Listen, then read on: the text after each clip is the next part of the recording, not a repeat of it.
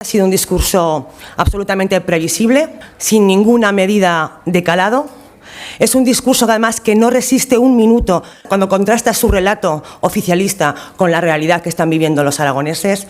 No ha nombrado ni una sola vez ni a las familias ni a los autónomos, y lo que nos ha contrastado también mucho ha sido la frialdad con la que Lambán se ha enfrentado a los problemas reales de los aragoneses. Los servicios públicos más deteriorados, la sanidad a día de hoy, que es lo que nos importa, con peores listas de espera y con más personas esperando, y desde luego siendo la tercera comunidad peor en materia fiscal, sobre todo para los ciudadanos. Y esa es la realidad, autobombo y autocomplacencia. Y en definitiva lo que planteamos o lo que hemos visto en ese discurso es, en primer momento, que Lambán está absolutamente alejado de la realidad de los aragoneses, que este es un gobierno acabado, es un gobierno agotado y acabado, y desde luego que estamos ante un cambio de ciclo más que evidente. Y por todo lo dicho, creemos que más le valdría a Lambán recuperar la realidad de la calle, menos despacho y más preocuparse por las familias y por los aragoneses del año 2022.